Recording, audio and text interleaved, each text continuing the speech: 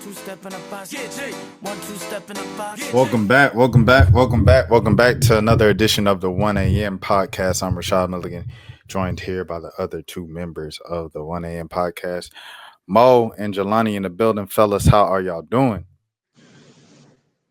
I'm good, man. How y'all doing? I'm good, man. Can't Everybody good, complain. man? Blessed and highly favored. No, for sure. I'm cooling too. Yeah. Without further ado, we kind of on a limited time frame because we want to go multiple topics, but we have to go start off with the breaking news today because everybody see the title. We already got some folks in here, stuff like that. Everything. Yeah. Shout out everybody in the chat. Hold on, before we get into that. Yeah. Anybody, anything anybody need to get off their chest? Any cries they want to let go? You know? Good segment. I cried right before we got on. Okay. What's You serious? going on? No, not at all. I was about to say, I was like, he said the last episode, I don't cry. So I'm like, okay. No. Both of y'all was like, I do not cry. And I was like, all right. I mean, I didn't say I'm going to try to now. It just be hard for me to cry, bro. I really do be wanting to cry, though. It just be hard, bro. I don't know what it is. It's just, maybe I need to talk to a therapist about that for real. But we not starting off on that again. We're not doing that 2 weeks in a row. Nah, facts. All right, bet, yeah. All right, Drewski. All right, Drewski, man. So for those of you, man, who do not know or want to know what's going on with Drewski, Drewski and Odell Beckham Jr. have been named in the latest Diddy lawsuit. So yeah, without further ado, here it is. It's my first time seeing it. It's 87 pages. Of course, we're not going to go through all 87 pages because these guys had to get out of here by midnight Eastern and they got work in the morning. So yeah. With that being said, another thing that's interesting in this one, not just Drewski, not just Odell Beckham Jr., we got Jacqueline Wright, aka Jaguar Wright. And that one kind of makes you look like, what we doing? Mm-hmm.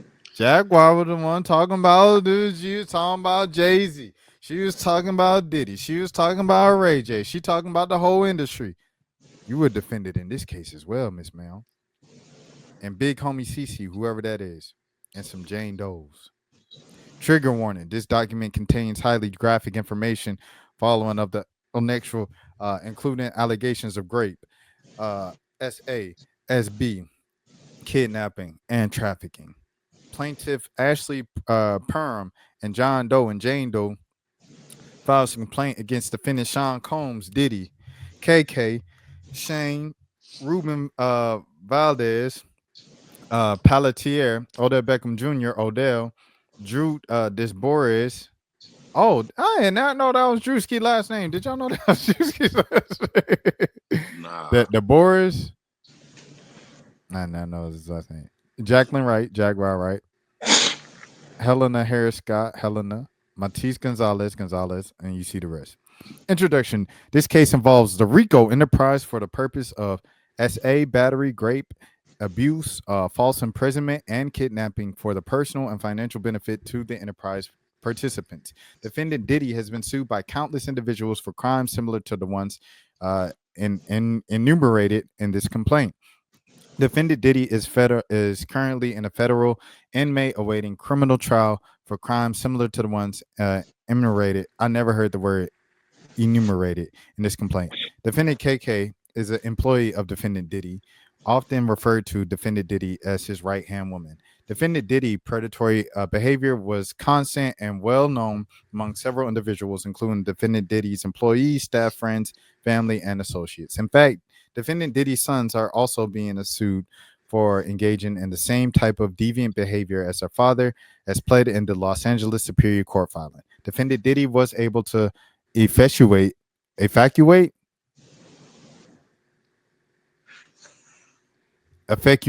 his crimes and evade capture and prosecution for his crimes for almost 30 years due to his position of power and influence in the entertainment industry.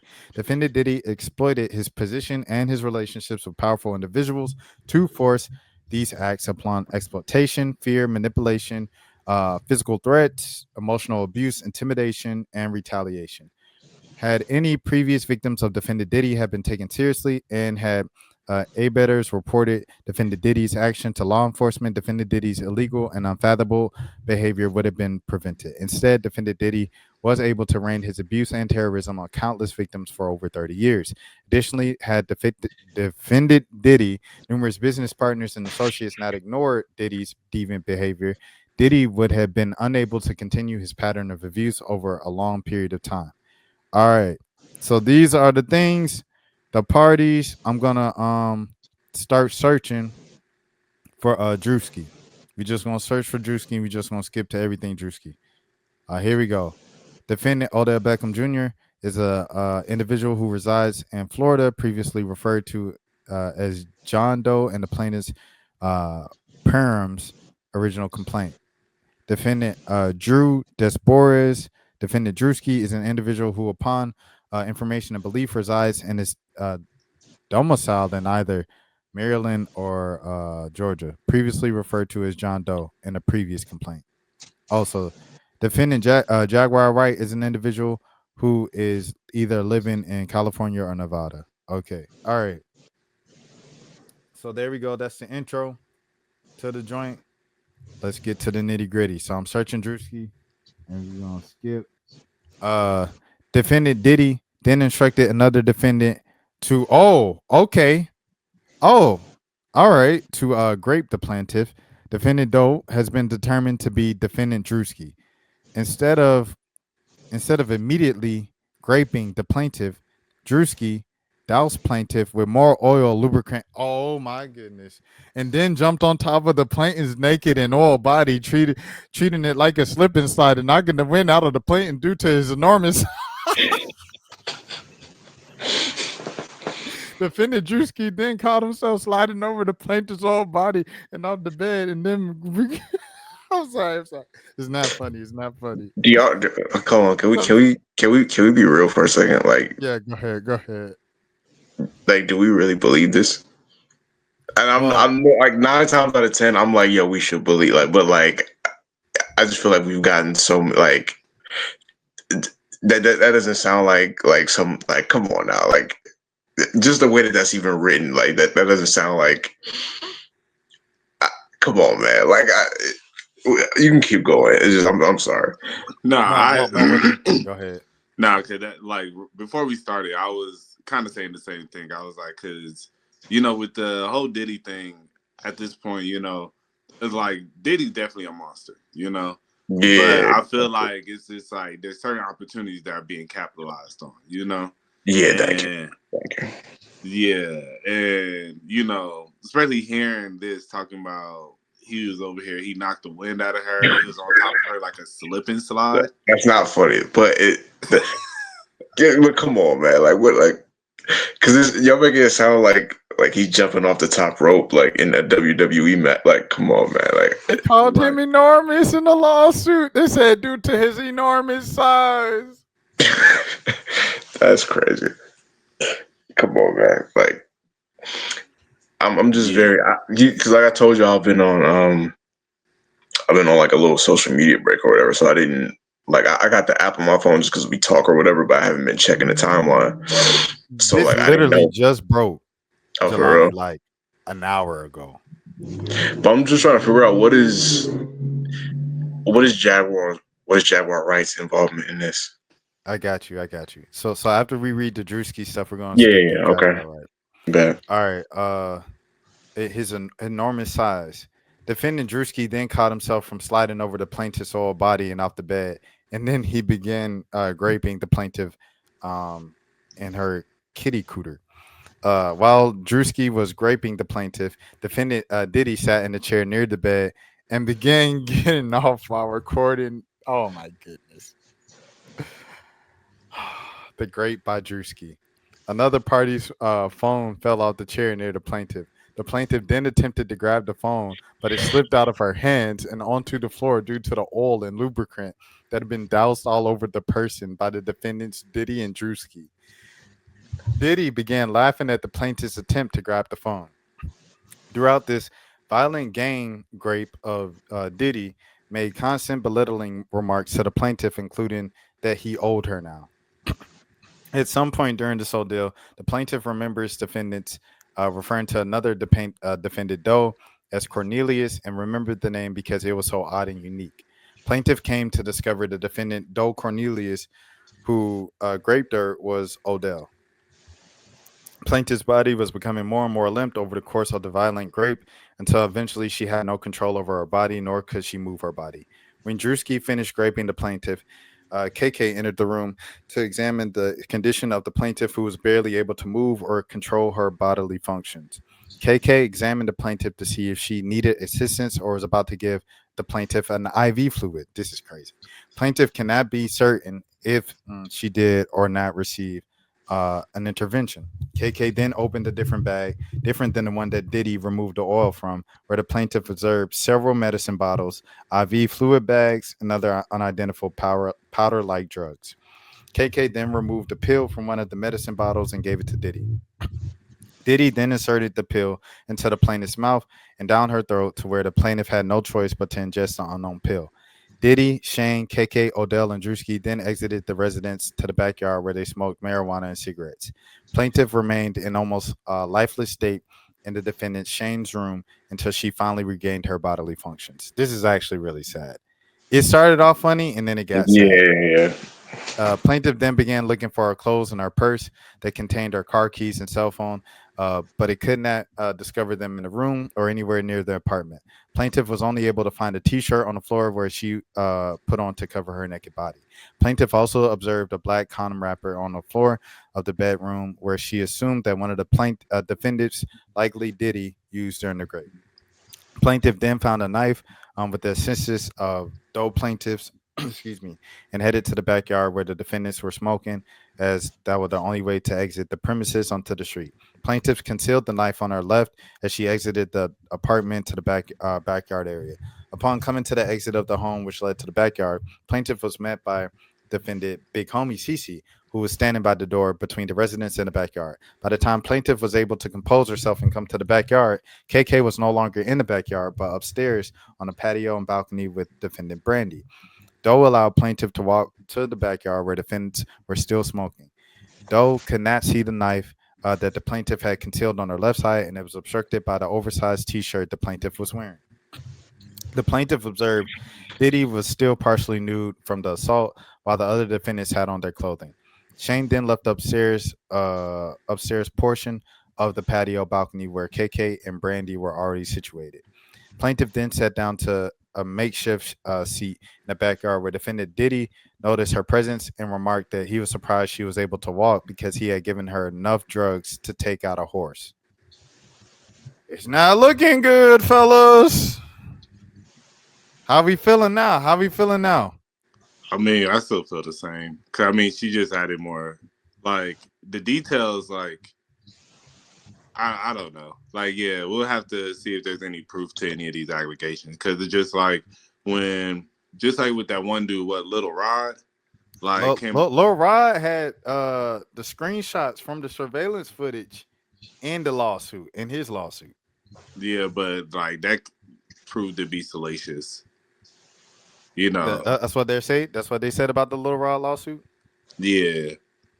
Like, I'm almost positive, you know, like, but yeah, it's like, so that's why it's just kind of like, even with this, it's like, anybody could kind of, but I don't know, you know, it's like, you know, hey, I don't want to victim shame or anything, but it's just, I don't know, you know, it's interesting, I guess, So, you know. how you feeling now? I'm not gonna call her a liar. I feel like that might be taking it a little bit too far to call her a liar. It's just kind of hard to at this point. Like, it does feel like it's become somewhat of the initial. Don't get it. Like the initial, like when Cassie first came out and the first wave of people that was filing the lawsuits. Yeah, like I absolutely believe them. Like, 'cause I could tell that it was like. That it was real substantial stuff that they were saying.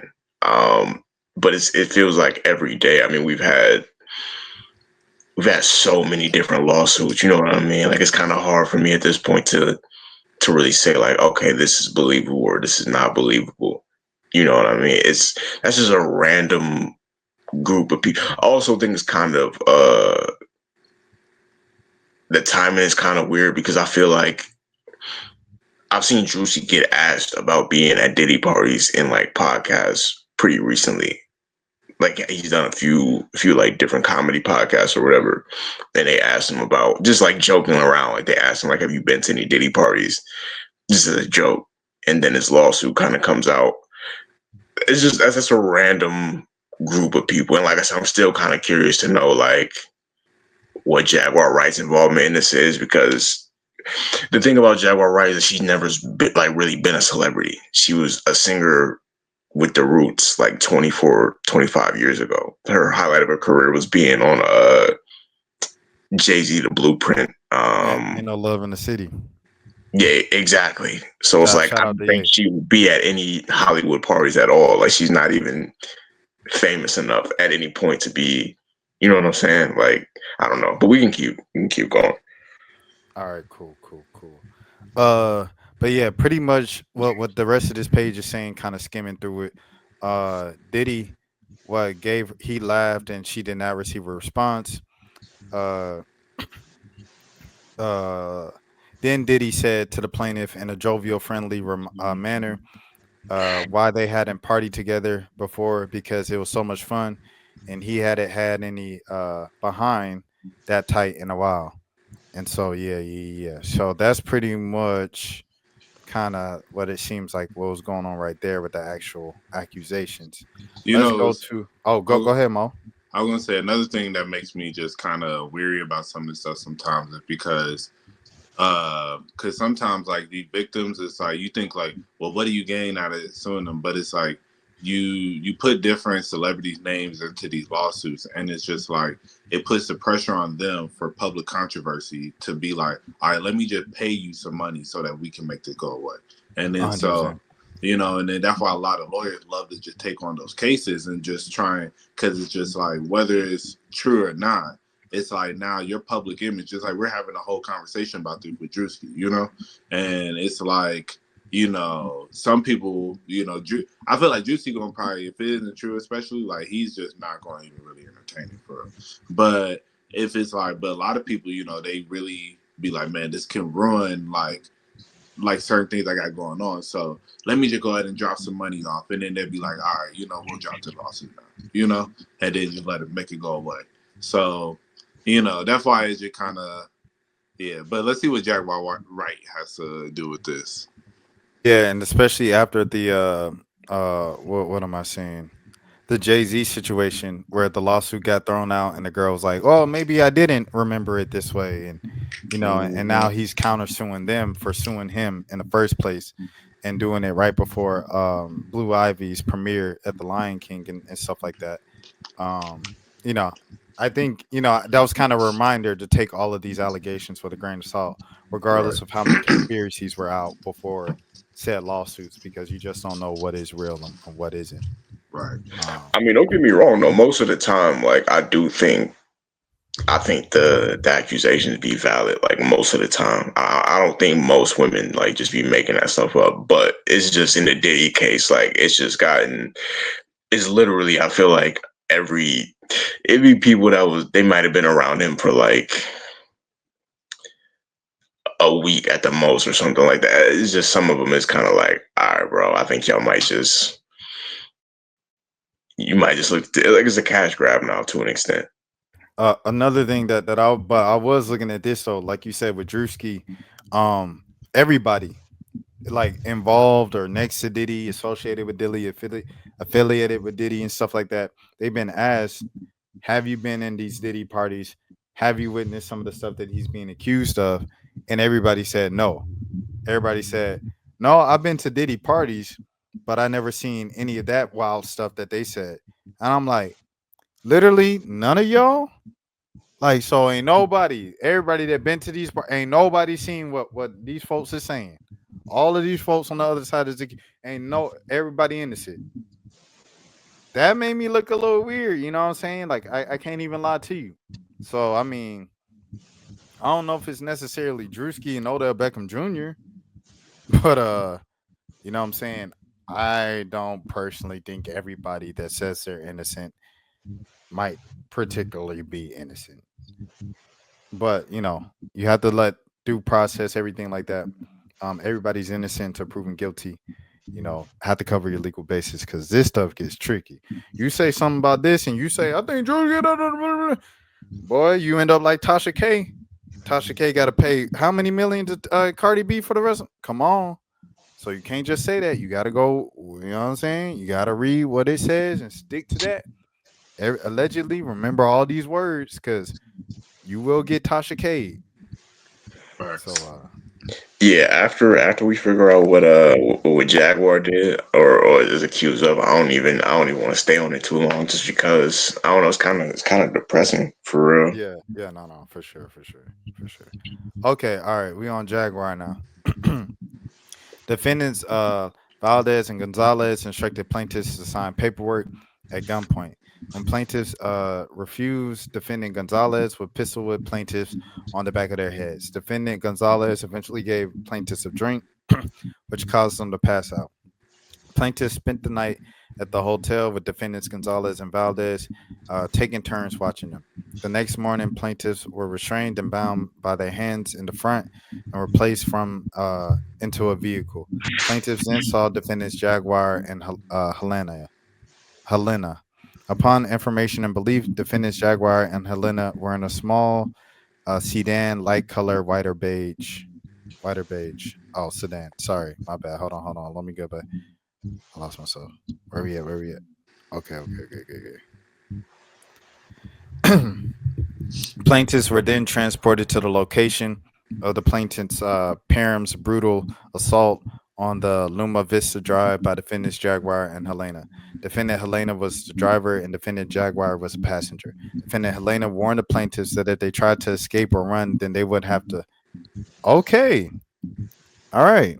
Defendant Helena also warned the plaintiffs not to throw up in her vehicle, saying, "You better not throw up in this car or get sick." Defendant Helena mentioned about having two partners as a backup who were bounty hunters. Plaintiffs were familiar with the defendant Helena as she had filed a lawsuit against superstar singer Michael Jackson in 2005 and filed a creditor's claim against the Jackson estate upon his ultimate untimely demise, in 2009.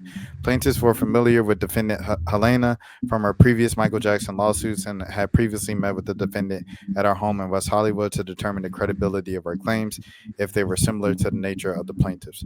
Plaintiffs reported that defendant Helena multiple times to the LA and OC FBI field offices for her role in the crime syndicate with the defendants Pelletier, Valdez, and other individuals. Plaintiffs attempted to make conversation with defendant Helena, which she admitted was the same person who plaintiffs had met previously. Defendant Jaguar aggravated stated, "You let them know who you are? That's really great. Oh, so they're saying, okay, hold on, let me finish this. Plaintiffs noticed defendants had large brown bags and manila envelopes full of cash that was banded. It appeared that they were separating the large sums of cash to distribute as they were placing the cash into the manila envelopes. Defendant Jaguar discussed the defendant Helena how the party stated the first black owned network. Upon information and belief, plaintiffs believed that network to be Revolt TV. Defendant Jaguar and Helena discussed the other co-conspirators, but referred to them by middle names: Natasha (KK), Pedro Gonzalez, Lyra Valdez, Cornelius Odell, and Larry, which was shortened to Lawrence Pelletier. When defendant Jaguar said Cornelius, it upset Helena, who said the defendants Odell and Drewski were her clients and nothing better were to happen to them. The plaintiffs better not say anything about them or they would be unalived. Jaguar then told the plaintiffs that they would be taken to meet John. Plaintiffs now know that they were referring to Diddy. When defendants arrived at the plaintiff's Luma Vista location, it appeared as if they were waiting and coordinating for others to arrive. A large sedan arrived and plaintiffs were placed in the back with Valdez. Pelletier was driving. The plaintiffs arrived in a short driveway and curb. So it seems like all of this kind of they're saying what they're pretty much saying Jaguar Wright did was like she's pretty much I guess being like an accomplice to like the kidnapping or transporting of the alleged trafficking. Yeah. For Diddy. Yeah, for Diddy. Yeah. And see, this is the messed up part because it sounds like we're being or like I'm being insensitive because, like I said, I believe women like 9 times out of 10, but like, why is Diddy why is Diddy hiring Jaguar Wright to assist him with like? I'm just like when you go through the list of people, if you're Diddy to assist you in your sex trafficking escapades, how Like, far do you go before you get down to Jaguar Wright? Like, out of all the people that you have access to, Right. I'm just like like come on. I'm just not understanding how that's the name that you get to. oh, you got a response? Nah, I agree. Yeah, it's just kind of like I don't know. This just sounds very crazy. I'm more like, as I said, the stuff that Diddy did, the FBI got. If this ain't in the FBI files, I'll let them figure this out. Yeah, I think they're on the case. All right. Well, there you have it. That is our takes on the Drewski Odell Beckham Jr. / Jaguar Wright documents and latest allegations with Puff. So, hey, it is what it is. That's what it is. If you missed this, because I know we got some folks in here, we got 4 folks in here. Shout out to the chat. You can watch the replay. It's coming out soon, probably tonight by the time I go to sleep. But yeah, fellas, yeah, I know you had some other topics, Mo. What else did you want to talk about, man? I felt like, this was a good transition. We talking about, believing black women. Have y'all heard the new Tory Lanez album?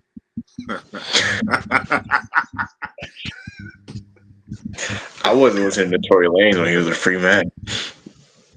The same. I'm not listening to it. I'm not listening He to had it. a couple songs I liked when he was, but I wasn't like listening to full length Tory Lanez albums when he was free.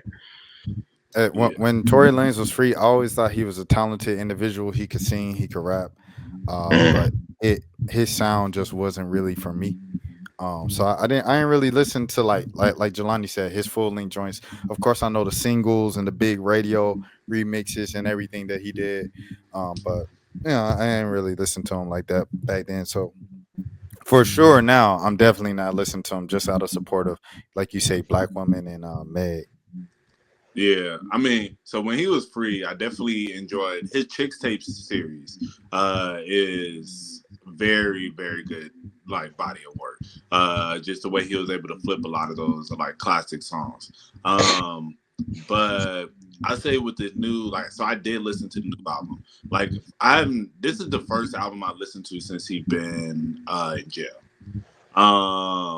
Because I just wanted to, like, I heard a lot of people talking about it, like, well, I saw a lot of people talking about it and saying how good it was.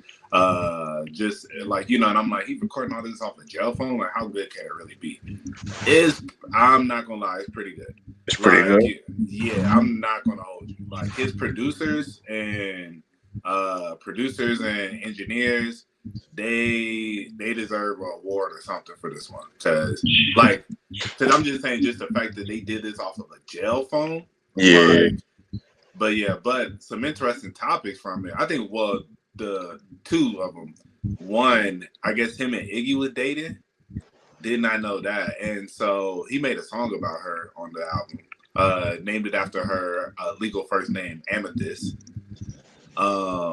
But yeah, so he was sitting there. Yeah, I guess they used to be on the jail phones. But I guess she left. So he's like, yo, if you hear this, hit my line. And then make that collection. and then I guess Chris Brown, gave him some support, his lawyer fees. I know y'all probably saw that part, talking about how his how when he was broke and he couldn't afford a lawyer and everything.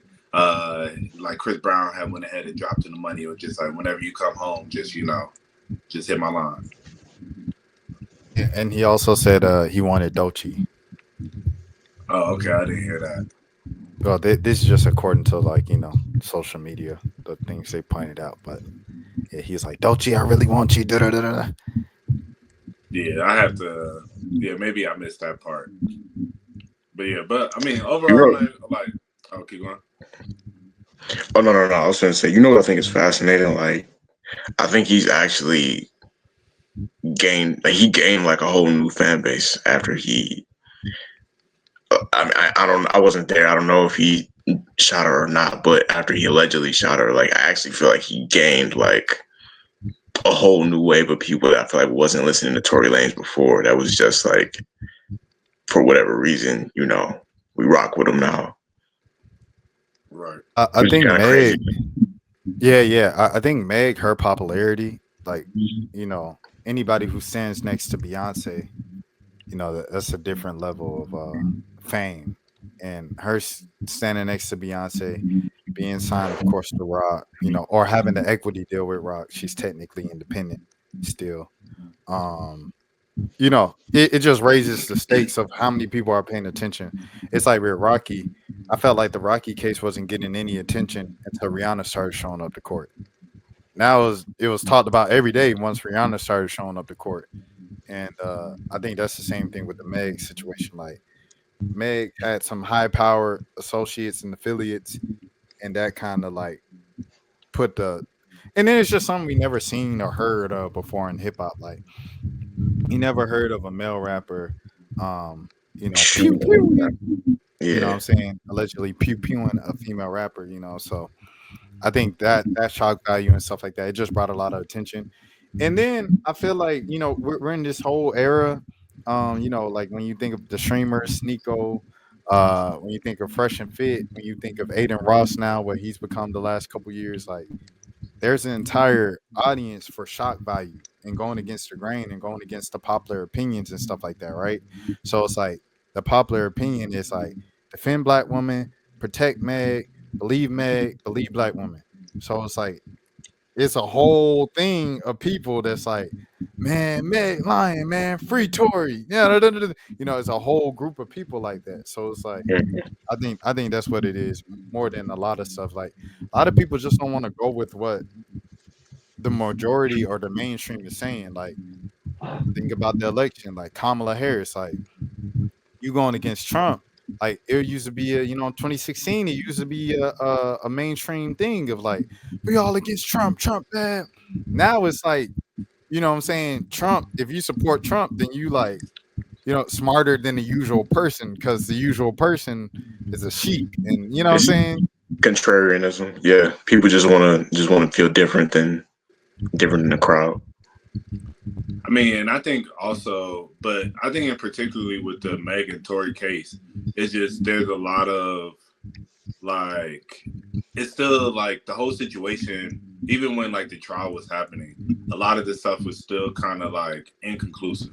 And so I think that's where it leaves a lot of openness to where that's where a lot of people kind of like they from there kind of went forward with like, well, we still don't fully believe it, and so and like, cause I don't know, so I think that's where the contrarian like thought behind that kind of helped it grow with that as well. Because there are some things that's like yet again believe black women, defend black women, and everything, but it's just still like just some of the stuff I remember reading the case. It was just like it was interesting because I'm like I've never heard nobody getting not having gunpowder residue on their hands, like and shooting a gun, It's like and then there being gunpowder residue on the friend's hands.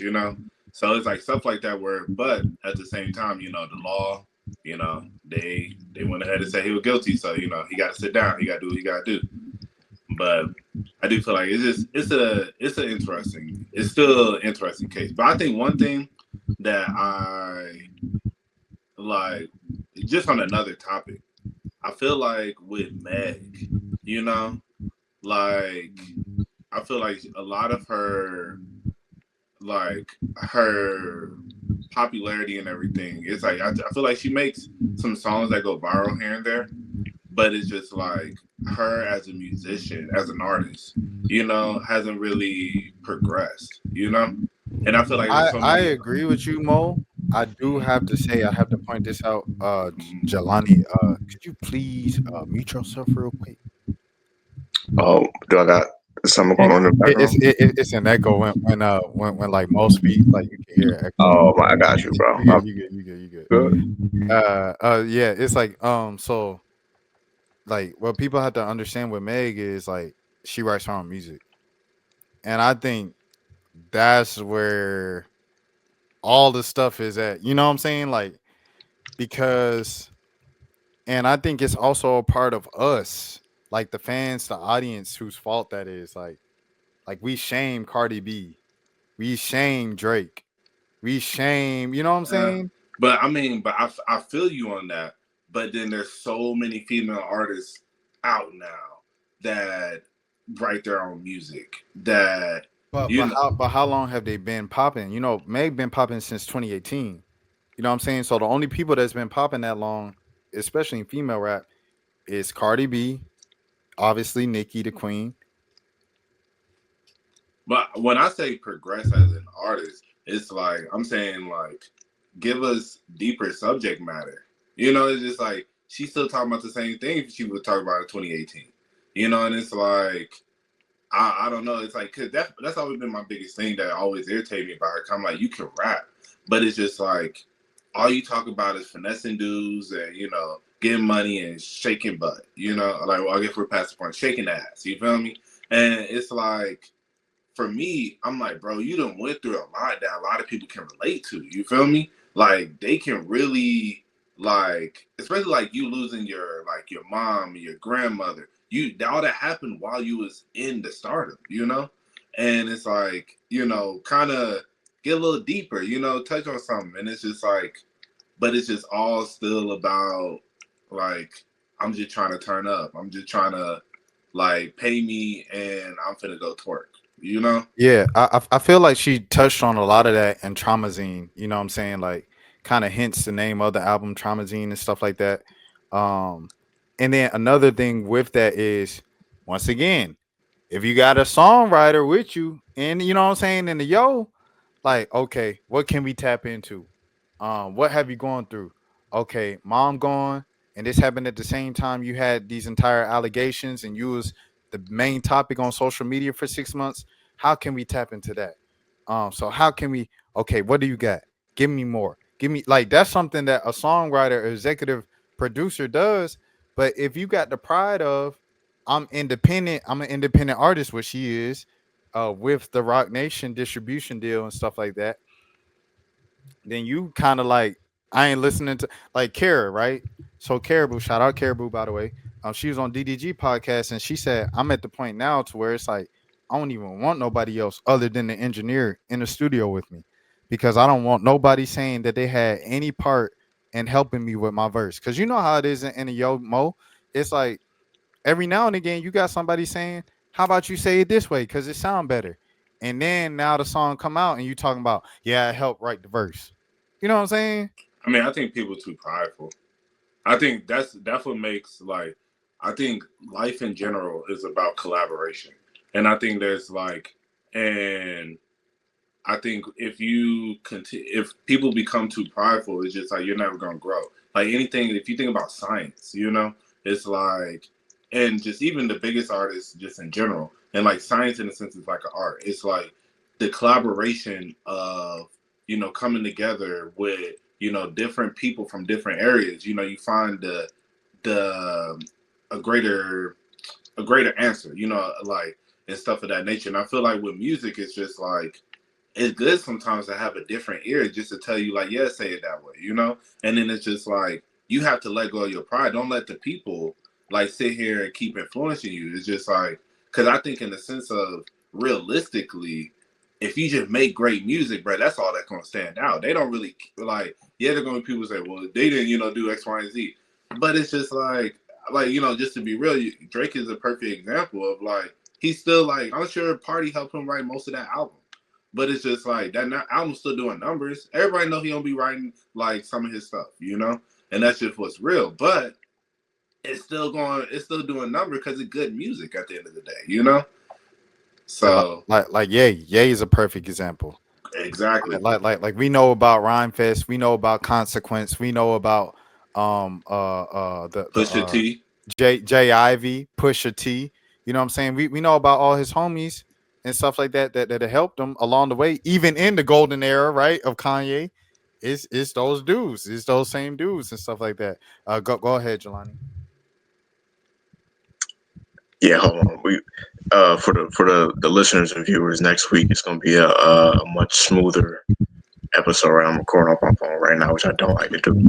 But yeah, as far as like maybe like for me, like certain rappers I only want to hear talk about. I'm not gonna say I only want to hear, but I'm not mad if they stick to certain topics.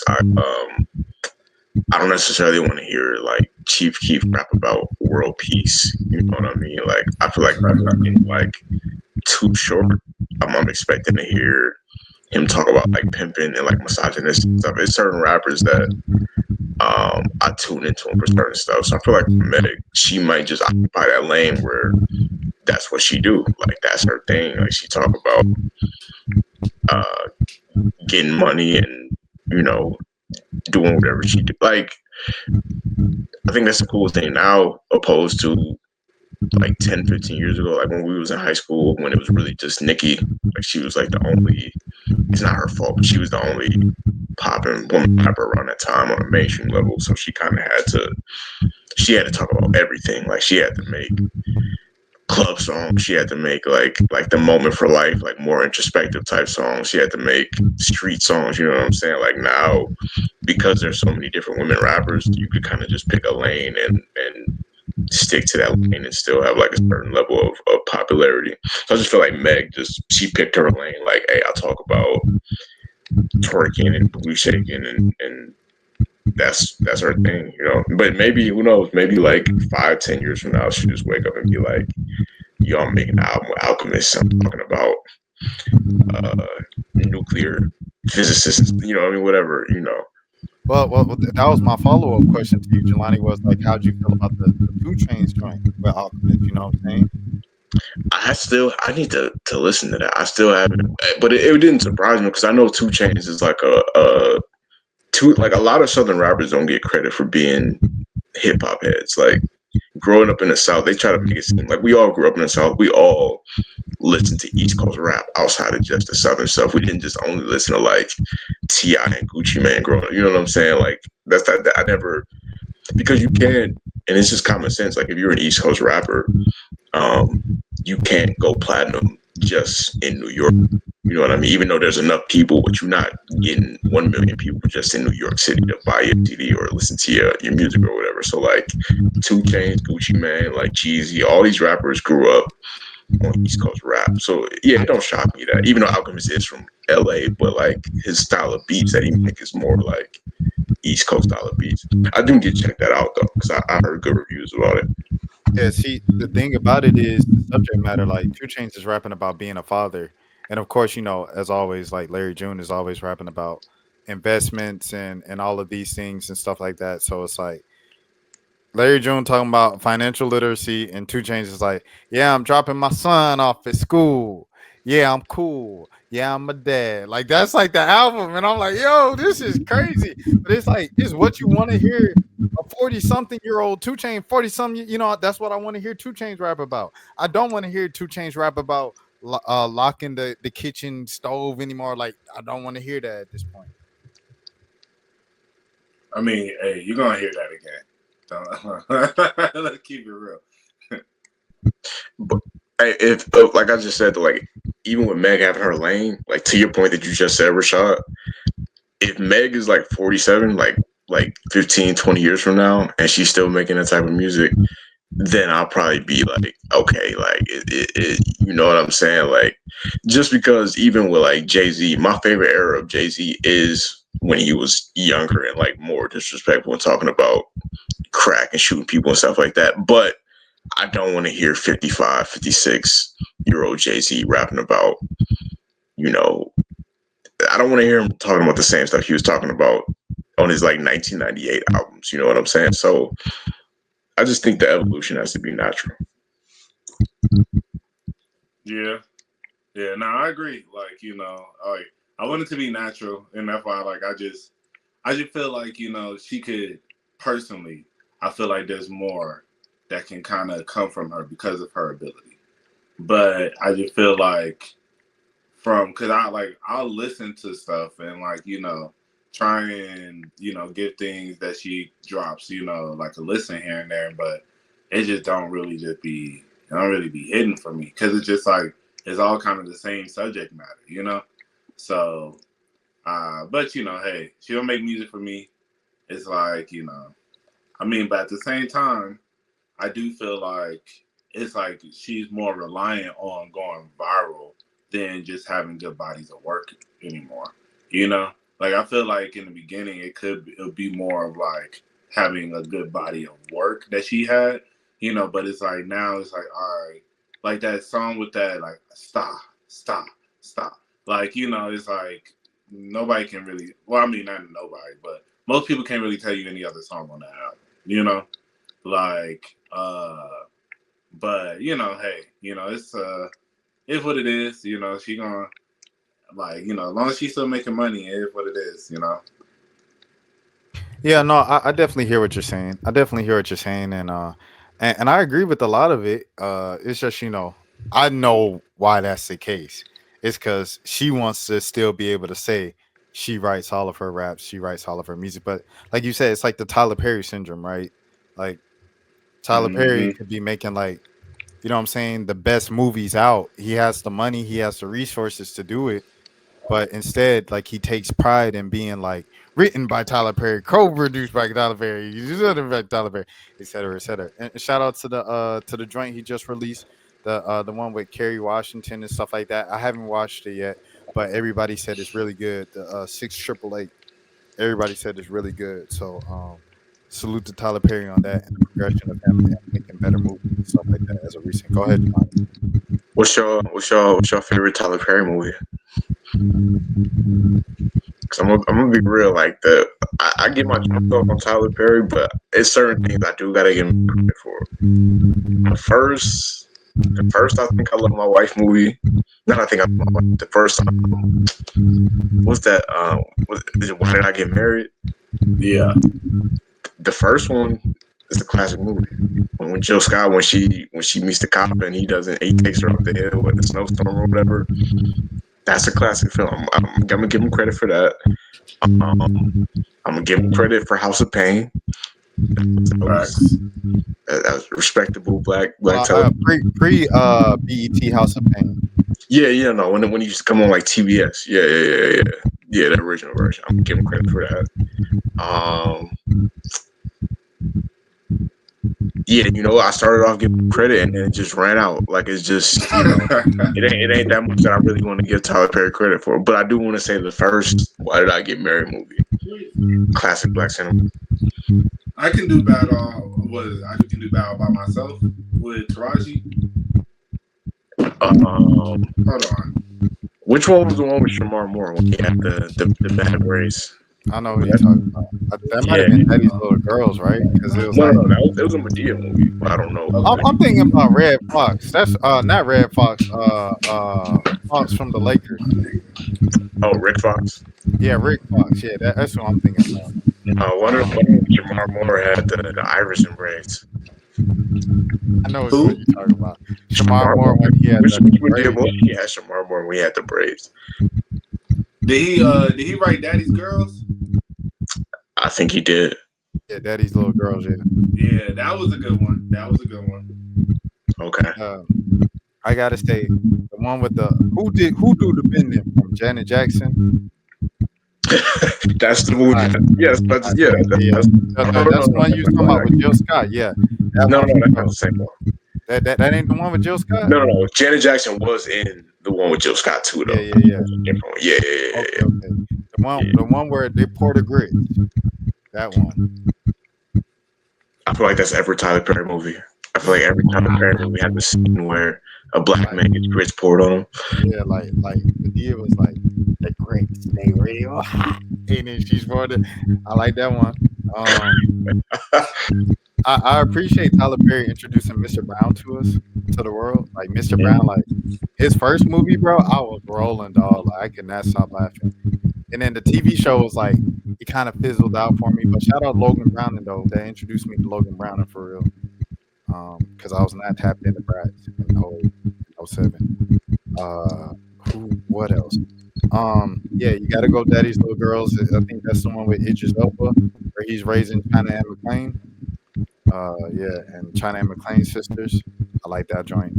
So I say those are my favorite moments. And I ain't even gonna lie to you. I think a lot of people got a lot of revisionist history when it comes to Tyler Perry. 05, 06, fresh off the stage, fresh off the play stage, onto the movie screen with all his Medea ideas and stuff like that.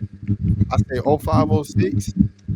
I don't think he missed. But at the same time, 05, 06, I'm 10, 11 years old. So I don't really know what is a good movie and what's a bad movie. So Yeah, But I mean, I think he don't get enough credit for them plays, man.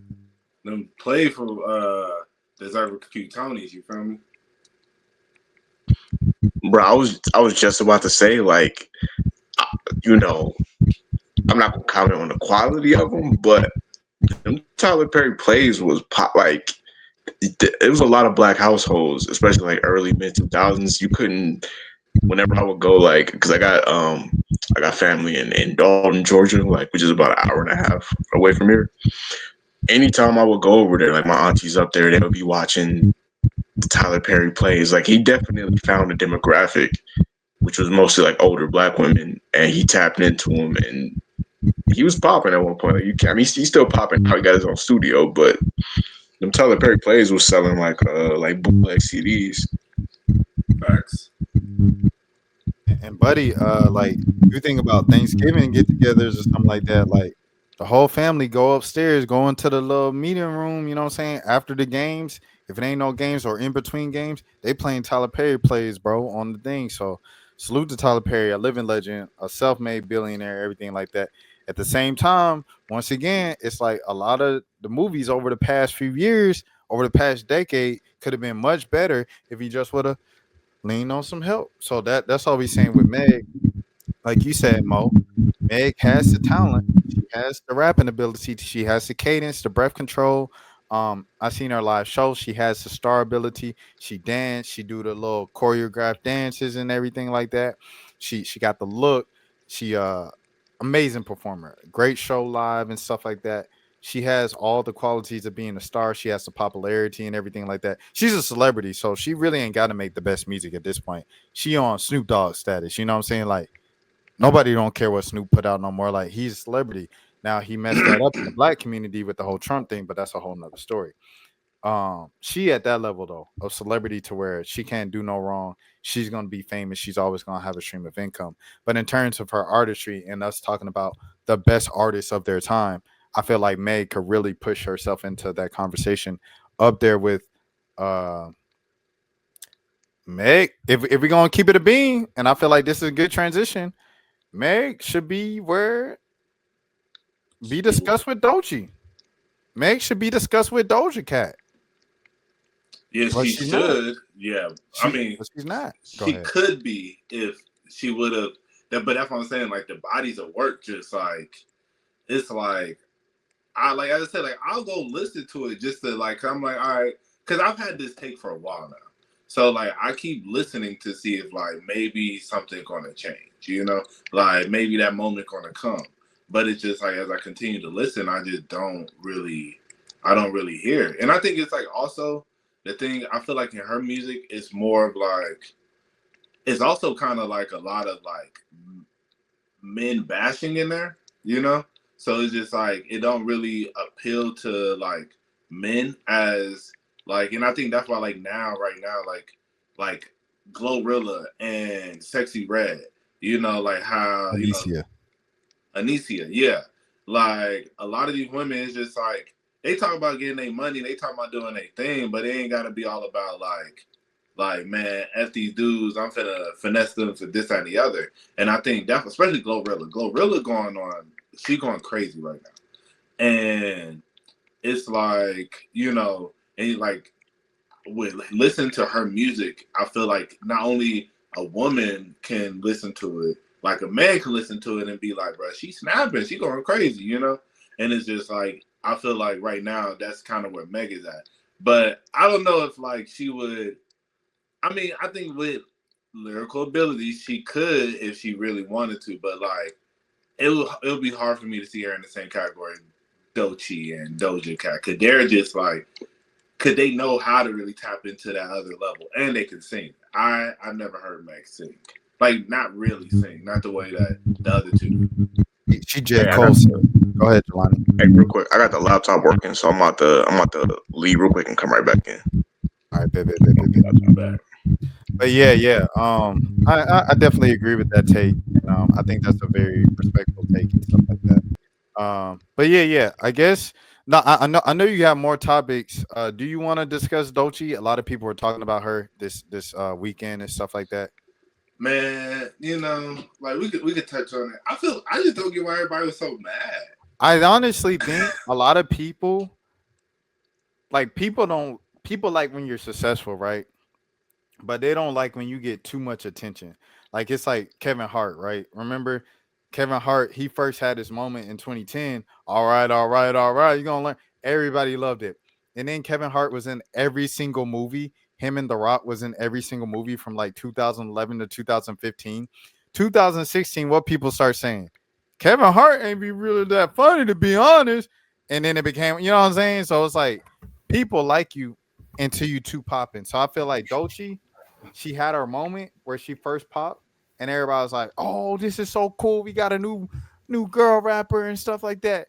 And then she started winning the Grammys, and then she was everywhere. She was at every fashion show, everything. At that point, people were like, "I'm tired of seeing Doechii," and now they start hating on Doechii. So now the second they get something, a reason to hate her, they're gonna grab at any little thing, because what Doechii saying is like, if you are a real person, I gotta say this. Here we go. If you got a real person, bro, if you're a real man, right, and you got a homegirl or female friends, you have heard them say at some point, one or another, that they hate men. It's just how women talk now. It's just the way it is, bro. So it's just all right. But yeah, I'll leave it up to you guys. No, I agree. Like I feel like the whole situation with Doechii, like that's why I was like, I don't get why everybody's so mad. But then it's that manosphere, of like they feel like, oh man, like so look, another woman sitting here hating on men, and they should be, and it's just like one, we don't do a lot to give ourselves like to put ourselves in a better light. Like a lot of the stuff that they be saying, it's like it be true, it be real. Like we be dogs, you feel me? And so like I get it why like women be feeling the way they be feeling. But it's like y'all like her saying that is, I mean, and maybe also I think the other side of it, like maybe she does like, more of like the queer men, the bisexual men, because some girls like that. Like I had a girl that I was talking to that had asked me if I would paint my toenails. And I was like, no. Like, what? Like, I'm like, I would never do that, like, ever. And she was just like, really? Like, and I thought, like, I was like, yeah, like, and she was just like, and she was really baffled because she's a bisexual girl. And so she's like, I just don't see it a big deal. Like, like, you just paint your toenails. And I was like, did you and your ex go do that? Like, I mean, maybe y'all do that, but that's not what I'm on. You feel me? Like, I don't care. Like, I'm not finna pop out in white toes. Like, that's just... Wait, did she want you to, or was she just seeing like would you do it? She was seeing if I would do it, and then but was really baffled that I wouldn't. So it's like I think she would have definitely wouldn't have mind if I did. So I don't know if she necessarily wanted me to, but it was more of like, you really wouldn't do it? And I was like, I really wouldn't do it.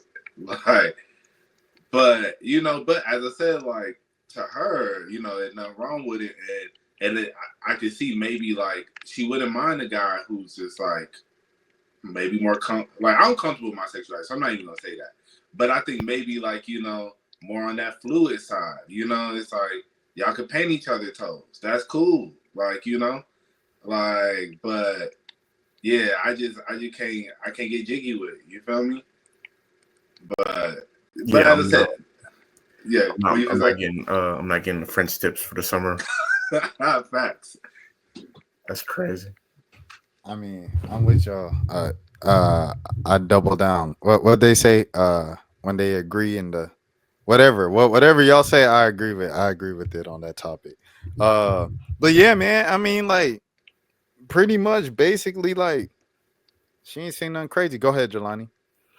I didn't even. I saw the headline or whatever about. I didn't see like the full So, clip.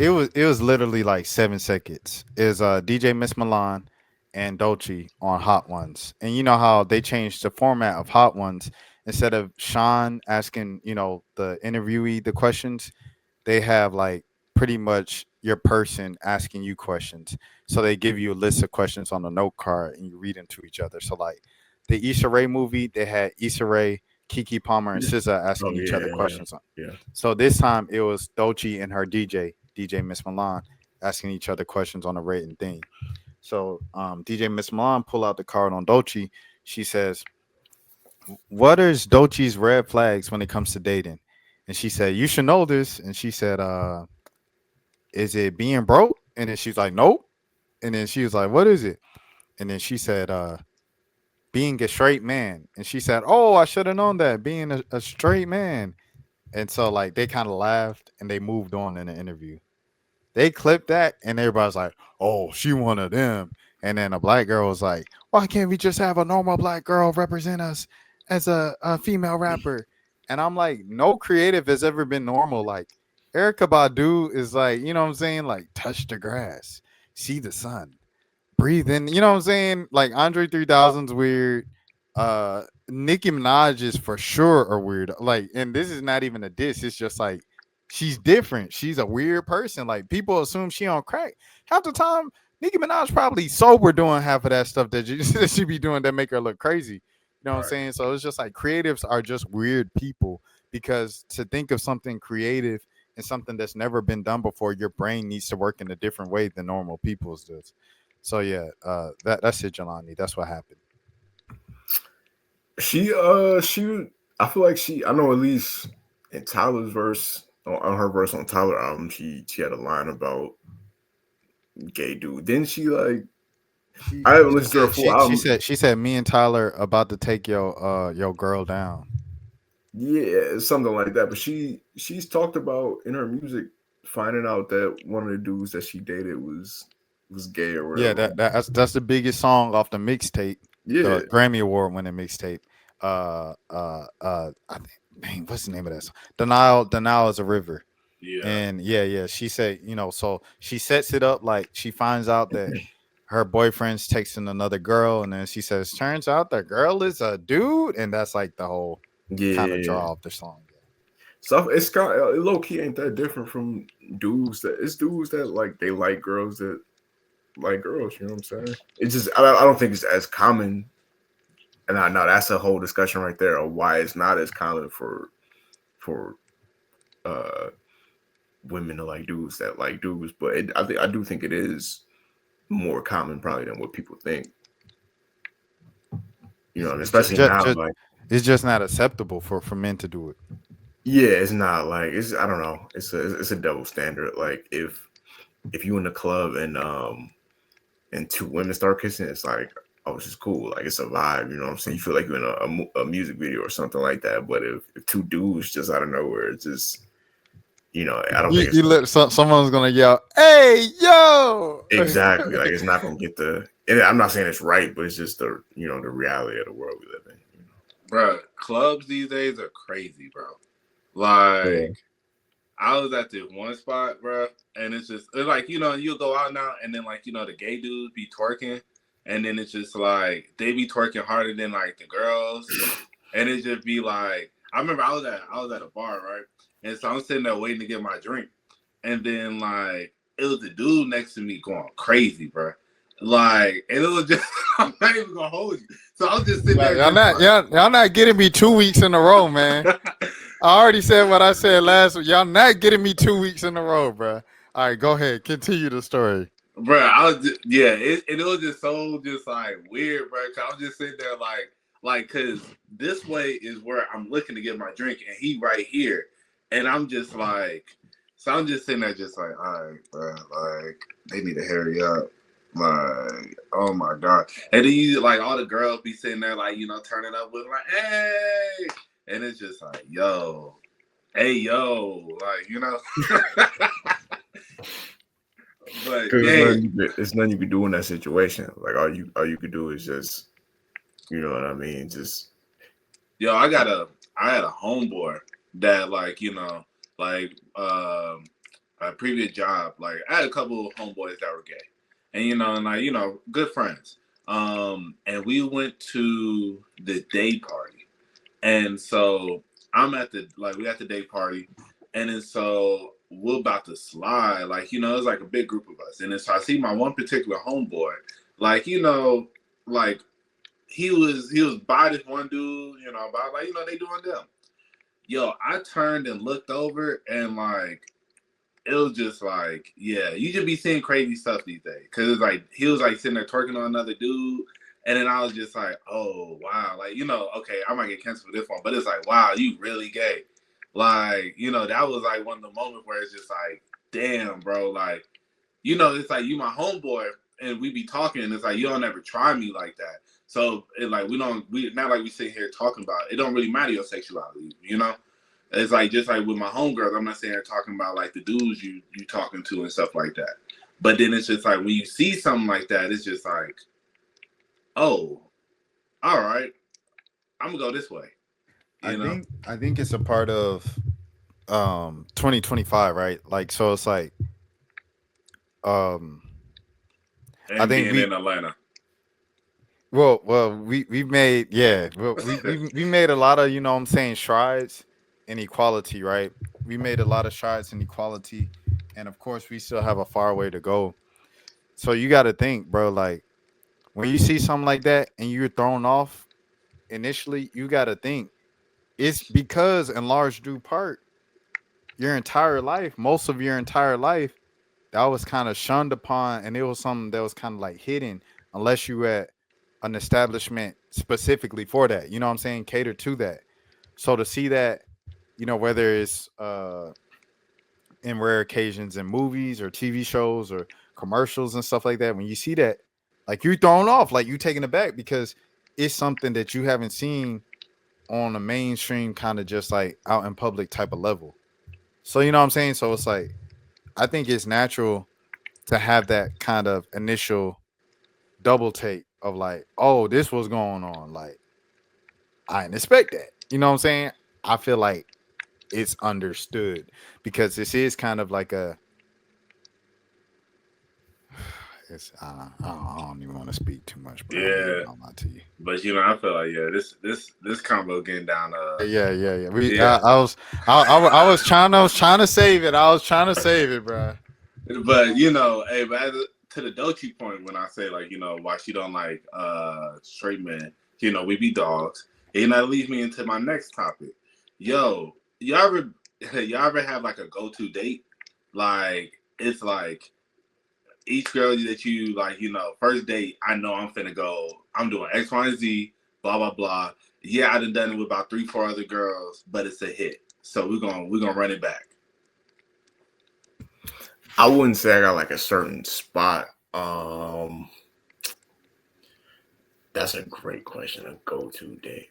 I wouldn't even say like a go-to date. I feel like I got like go-to moves. I feel like we all got our individual like arsenal or like our everybody like every guy got their own like specific tactics that they go to. You know what I mean? Not to Right. I feel like that sounded kind of crazy. Like not to, you know, no Diddy. We don't know weirdo stuff. You know what I mean?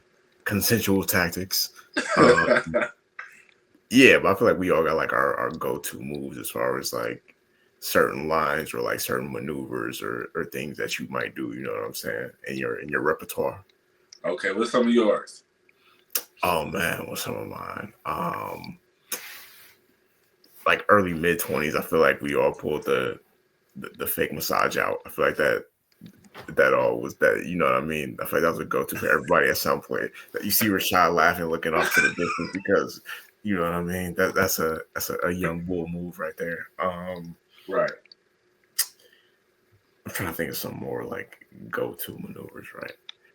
I gotta really think about that because that's a great question right there. Like, what are the go-to maneuvers? Man, what you finna say? Oh, I was just gonna say, so we obviously from Atlanta here. So I discovered, well, someone put me on to this spot a few years ago about in Atlanta, in the city of Atlanta, where you could go up and you could see like Atlanta spelled on the State Farm Arena, Mm-hmm. formerly known as Phillips Arena. And it's like a special, like a spot where you can see it straight on. And like that's what you see. And so hold on. Who is this? Who is this? What you doing? Oh, wait, hold on. On live. Oh, okay. Anyways. Oh, Drewski put out a statement? Oh man. Drewski done put out a statement, y'all. But anyways, We oh can read that man. after You, this. you We said can you read said you that. said after this we going to it? Okay, Yeah, bet. after you finish your answer, I just want to see what he said It real was quick. We ain't so not so yeah, standing yeah. too It long. was State Farm, you can see the Atlanta clear spelled out. And like it's just a good view. So I always like, you know what I'm saying? After a good little night around the city, go to that spot. You know what I'm saying? Yeah, you can see the whole Atlanta right there. and, Yeah, Right. I'm and gonna that need was you kind of something different, something chill. You can go just talk. This is a good view. Yeah, I know. You know what I'm saying? I know my way around the city. Not too many people know about this spot. And probably a lot of people did, but it is what it is. You know what I'm saying? yeah, I'm gonna need you to tell me that spot when we get off the air. Got Right. you. Yo, real quick, my former go-to spot, like right now, I say like I ain't really, I was in a relationship for a long time, so I ain't really had too many spots. Even though during that relationship, I ain't gonna lie, I was a dog, so I was still messing around a little bit. So it's like ain't like I ain't been on no dates, but Speak your truth. yeah, just to be honest. But like before her though, there was this one spot called R. Thomas. It's a place downtown. It's an organic place, and yeah. But what really gets them is they got birds right outside. Parents, they got the parents. They, Yo, you say Mo, and the parents be like Mo. I think I know what you're talking about. yeah. Wait, is it off? Wait, hold on. What street P is it on? Street is P Street. It's in Buckhead. It got like a weird like the outside Yeah. of it got like a. I know exactly what you're talking. Okay, And for and sure. the parking lot is like down a hill, bro. Okay, I know what you're talking about now. Yeah, Okay. cause it's like it's a cool little spot. Like seem like you healthy. You feel me? Cause it's like a little organic spot. A little place I know about. You feel me?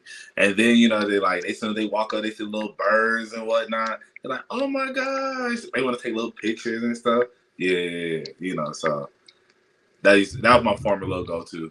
I gotta tell y'all, like, I gotta hold myself accountable, man.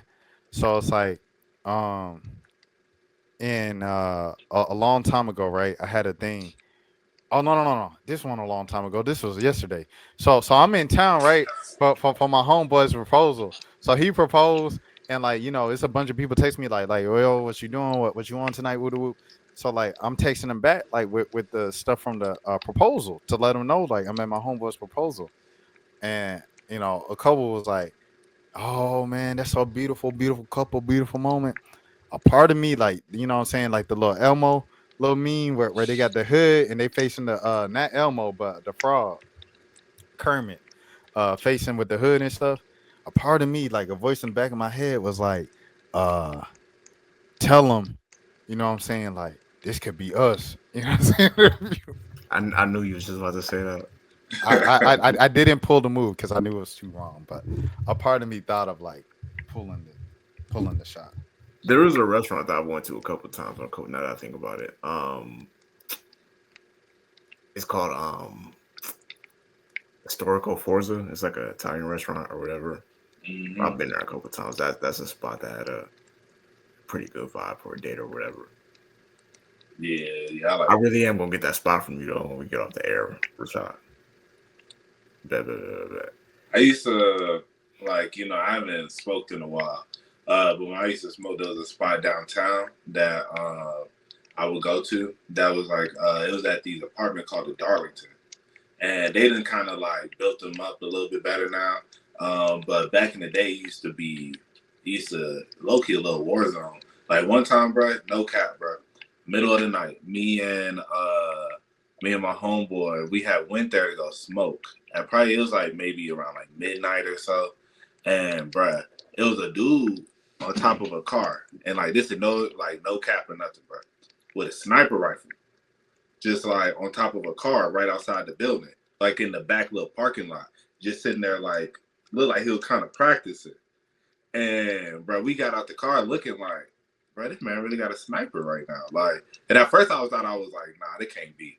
And then, but we took the risk and just walked past him. And yeah, he was just sitting there, just as I said, full sniper, just sitting there looking like he practicing his aim. But he used to have this little nice view that you could see the city from. You have to go to like a particular side, and you could just go to like the little staircase, and then you'll like, just be in there. It was a little vibe. Having to walk past a sniper rifle to get a view is crazy. That view has to be amazing to go through all that. It is. It was really like. I mean, it's still there technically. Like I haven't been in the buildings in so long because I said like it's like it used to be you could just walk in, but now you gotta have like codes and all that stuff to get in. But yeah, my homeboy who I went with, like that's still like the view of the city is still like his background to the day. But like cause we went there like early 20s, and that was the spot. I said like any girl that like I would like kick it with around the city, like and they smoked, I'll be like I know this one little spot, and then we'll go over there, and then they get to see the view, we get to sit and just relax, and just sit and talk and stuff, Nah, that sounds like a vibe though, for real. Mm-hmm. Go ahead. Go ahead, Jelani. Oh no! I was finna say, were you finna I thought you was gonna read that statement off real quick. Oh no, I got you. All right, bet. So we got a statement from Drewski, official statement, and it goes something like this: This allegation is a fabricated lie. I wasn't a public figure in 2018. I was broke, living with my mom without any connections to the entertainment industry at the time of this allegation. So the inclusion of my name is truly outlandish. My heart breaks for the actual victims of abuse, but I'm fully confident that the evidence will expose this falsehood and the individuals who are maliciously trying to the game, to the legal system, to peddle false narratives. Yeah, I mean, that sounds about right. When he said the thing, I ain't even gonna lie to you. You know what gave it away for me, Jelani Ammo, was when she was talking about the thing about riding with Jaguar Wright, and Jaguar Wright was talking about an all new black owned platform, Revolt TV. I said Revolt came about in like what, 2015? Like 2015, 2016. Like Drewski won't even popping on social media until about 2017, 2018. Really like 2019, 2020. 2019, 2020. That's when he went like from social media to like celebrity. Yeah, exactly. Yeah. But Drewski was popping in 2018. Like that's a stretch to say I was not popping in 2018. But he probably wasn't popping enough to. This is back when he was doing like the quick Yeah. He was doing like quick skits in his bedroom. It wasn't like multiple cast members and scene locations like it is now. Like this was probably in his early days when he was. You got a 2018. He wasn't even as popping as Shiggy was. Like Shiggy was the main guy. Shiggy was the guy. Yeah, Shiggy was in 2018. And Homeboy too. Why you always lying? I feel like that was more like 2014. I was trying to give him the benefit of that. I was trying to give him. He had a run though. He had a run. Like we done had this the Instagram like Twitter comedy thing it's been around so long now that we've had like different eras of it. Yeah, D's nuts. That guy. You got the other Drewski. You know what I'm talking about. Yeah. Fake Drewski. He be doing this. He be going viral every now and then. Now we got empire off. Now we got Malik B. Oh yeah. He be doing the cheers skits and all that. Yeah. Shout out Malik B for sure. You know who's dummy funny? One of my favorite, Ben the Don. Like, He might be number one right now. Him and Juicy to me. Ben Yeah. the Don is so funny to me, bro. He's Like super- every skit is like it hit every time. because he got like a real it's not like stereotypical. That's the thing that makes Juicy special too. It's not just like, black people in the hood be doing this. Like it'd be like Black people be like, exactly, like it's actual detailed different races, different backgrounds. Like they're both very talented. Yo, Ben the Don, like the fact that he be touring with Drake is just so random to me. Like, cause he's like every tour, I think he like hosts little stuff there, and I was just like, how did man get in that position? Like, but because when they came to Nobu, that was the first time I really noticed, because like Ben the Don was with them, and then I was just like, I like Ben the, I was like, why is he here with the OVO crew? Drake, he go ahead, Jelani. No, I was gonna say Drake be tapped in, like Drake tapped in, super tapped. Like I really don't feel like there's nothing that happens on the internet that he don't like be at least somewhat aware of. I don't know if he got people. Y'all think Drake know who Tony Snow is? 1000%. Absolutely. Yeah, he probably like at least heard something for sure. He's aware of him at least for sure. Because he's always like even I remember one day this might have been like last year, a couple years ago. One day because the old like OVO blog is still up or whatever. So I just randomly one day was like, I'm gonna just go look back, and I was just going through it, and it was like it was a lot of artists that ended up becoming like successful artists. Well, like later on down the line, and he was posting super early, like 08, 09, 2010. You know what I mean? Before they really blew up. So I know he stays tapped in with everything happening on the internet. Donald Glover is super tapped in. Always, yeah. He was the first. That's the first place where I heard. You guessed it. Donald Glover's website. Oh, for real? Yeah. He just had it on his website, like on our homepage, like nothing else. Just OG Mako, you guessed it, official video. It's like his blog or whatever. Yeah. He was super early on Thug. Yeah, Gambino be. When did y'all first get on Thug? Like, when do you remember? I'm not gonna say $1 million autograph. Yeah. I'm gonna say 2 cup stuff. 2 cup stuff. Yeah. I definitely heard him on $1 Million Autograph. And it was interesting because so I remember him on there, and then I remember maybe like a year or two later I heard something else from him, but his name on there, like they had all of their on that Rich Kids tape, they had everybody's Twitter handles and stuff. And so I remember it was on there, and I don't think he was under Young Thug, or it might have been, but it was something about it that was different. But I think it's just like his sound was so different. Or no, it was Young Thug, but he sounded so different. So that's why, like, when I heard him later, I was like, is this the same person? And but yeah, but I think probably what really got me on to him was probably around like 2 Cup stuff. That tape with Bloody J. Black Portland. No. See what happened? Like Mo came down. Mo was at Southern that year, and he came down to Valdosta for a weekend. And boy, in Valdosta, when I tell you, we abused that tape. Facts. Like that's all we was talking like the tape. We was listening to the tape. We dancing to the tape the whole weekend. So Mo come down. All we talking about is Bloody J and that Bloody Portland tape, bro. We doing the dances the whole night. So that's all Mo heard for a whole weekend when he came down there. We got this moving. That was a classic song. Yeah, no. I think the first time.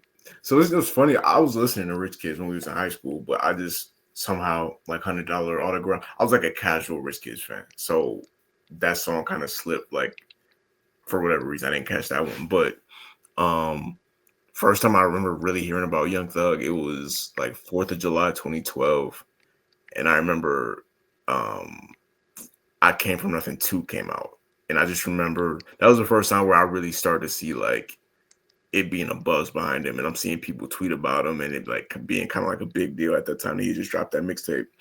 And then maybe like a year later, Danny Glover came out, and that was the moment for real where I was like, nah, I really rock with this dude. Now I don't know if y'all remember, it was a video of it was like Yeezus era Kanye. He was Kanye back then. But it was him in the club listening to Danny Glover. And I remember I saw that video, and that's what made me like really like, all right, let me go really tap in. It was like Two Cut Stuffs was like the Nene anthem. Like for real, like Mo said, like Two Cut Stuff was a Nene anthem. And then but at the same time, Danny Glover was popping. And then um like it was just a crazy man. That's just a well, this is a sign of you getting old of being like, that was just a crazy fall. And like back then it was just like Wednesday. But you know, like fall 2013, bro, was just legendary. So like this was like the same time as Drake rolling out Nothing Was the Same, and Gambino started to roll out for Because of Internet. So on the Because of Internet rollout, which I'm paying attention to, you know, he on like the stations and stuff like that, and he like, yeah, it's this dude, Young Thug, it's just like the song's popping in Atlanta, you know, it's called Danny Glover, and you know, he's playing the song for them like on the radio, and like the I think I radio host seen is an just like, interview. yeah, you seen Yeah. that? It's I in think I L.A. seen He in L.A. Playing it for like Just Incredible or something like that, and they like, and he like. And he said, "You gonna hop on the remix?" He said, "Yeah, I made a joke with my brother, like, oh, it's like Donald Glover." And he's like, "Nah, I ain't gonna do that." But yeah, like it was.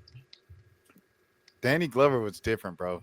Danny That was Glover was yeah. different. Two Cut Stuff was different. Go ahead, Jelani. No, I was gonna say that's a song that really like I feel like that was a song that really started to get him attention outside of Atlanta. And I'm very like Atlanta rap is in a weird place right now. I feel like we got like a good underground scene. Like there's a lot of talented underground artists, but just on a mainstream level, like it's definitely not what it. I can't. Like Future is still Future like the LeBron of Atlanta rap at this point. He's pretty. I got the question though. I got the question for you, Jelani. What do you think is the disconnect between the underground and the mainstream right now in Atlanta? Is it because all the underground popping artists are independent? Like Lil Tony is independent, Tony Snow independent, Veda independent with the distribution deal with Rock Nation, Anicia independent with the distribution deal with United Masters. Kara is in a civil union right now with Yachty and QC. Like all the popping underground artists are like either independent or in a contract situation that they can't get out of. So it's like,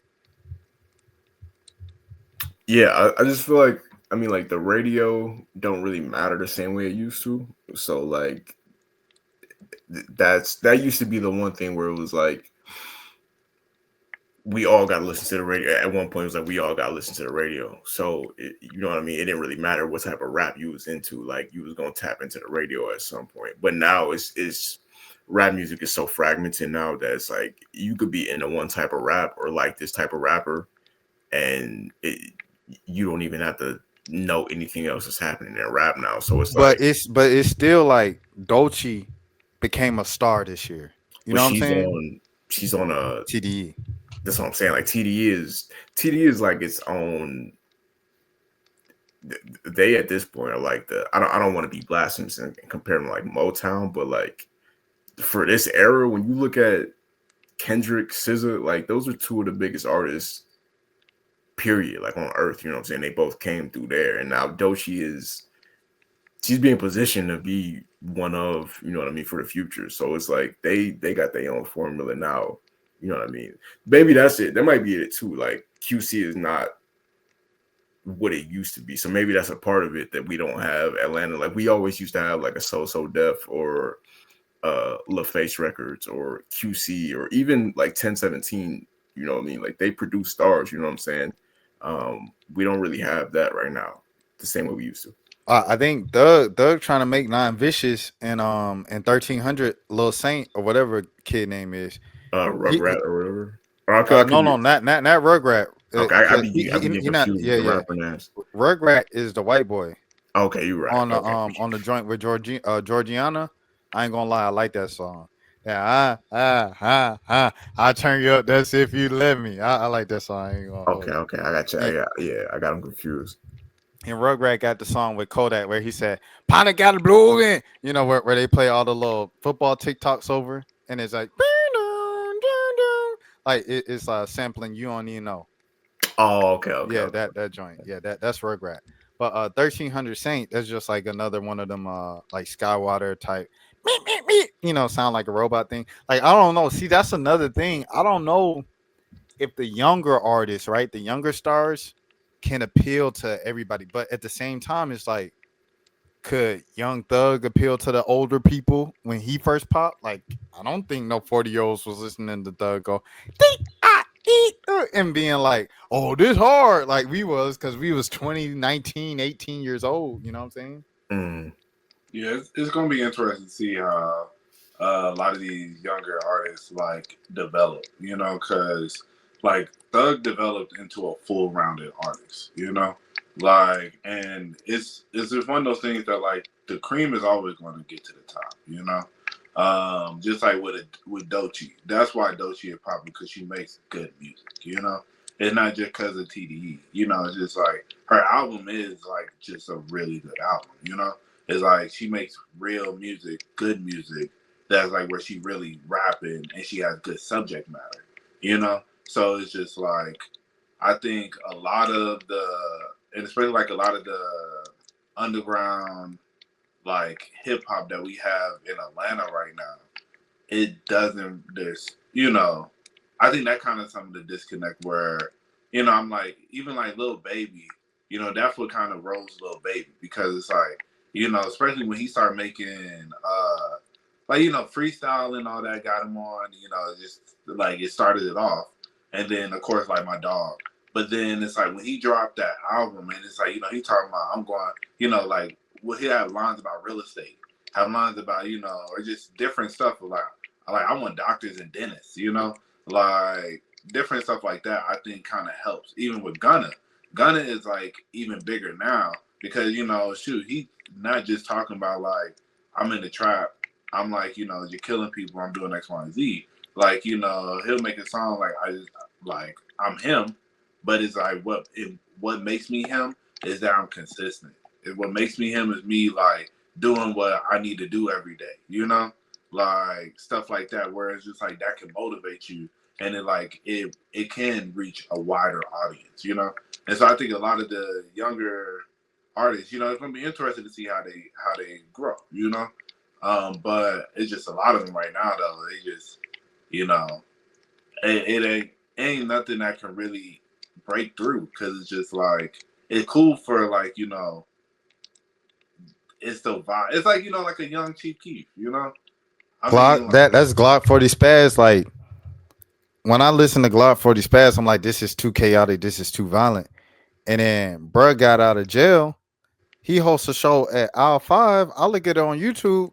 They passing out like he Michael Jackson. I like him a lot too. It's just some of the content too is just kind of it's only like it's a ceiling for it. Like Mo just said, like Chief Keef, even though Chief Keef obviously ended up, he ended up becoming like a legend or whatever, and like was very popular. That stuff wasn't getting played on the radio. Like it wasn't mainstream. You know what I'm saying? It became popular. I mean, organically, but it wasn't like them videos was getting played on like MTV and uh you know 106 Grammy Park. nominated or nothing like that. I feel the same way about like the young, like a lot of these young drill rappers in Atlanta. It's kind of crazy that we even have like Atlanta drill at this point, but I feel like a lot of these young drill, like they're talented. It's just like I'm sure if Baby Kid, if he put his mind to, he probably could make a song about girls or something like that. But it's like, well, what's his incentive to do it? Like I'm popping, making this type of music right now to an extent. I had an entire conversation with Lil Tony about this, and this was before I even knew who Lil Tony really was. Like it was just like some like his old label was like, "Yo, you want to interview Lil Tony? He from Atlanta." Whoop, whoop. And I seen he was popping, so I'm like, "Okay, cool." So we're talking, and I listened to like two songs before he came in. I said, "Bro, you hard, but your music's scary." Like It's scaring women, bro. Like, you know what I'm saying? Like, I can't play this on a date or whatever. He said, "Oh, you can't play this on a." So we go back and forth. Ultimately, he comes to the thing of like, yeah, I don't even talk about that type of stuff in my music anymore. I'm getting closer to God. I'm doing Bible study with my grandma, whoop whoop. And so we talked about that.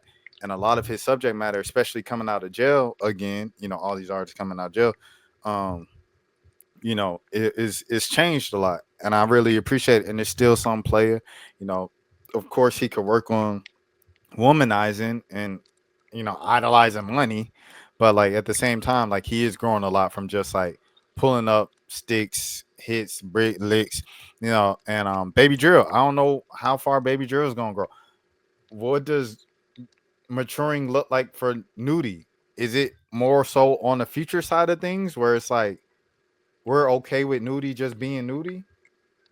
Or is it Nudie try to go on his Savage stuff? And Savage went from drill to baby girl, I could ball without you. You know what I'm saying? Like so I don't know what that looks like for 4L because I feel like 4L PDE that could have been, you know what I'm saying? No pun intended.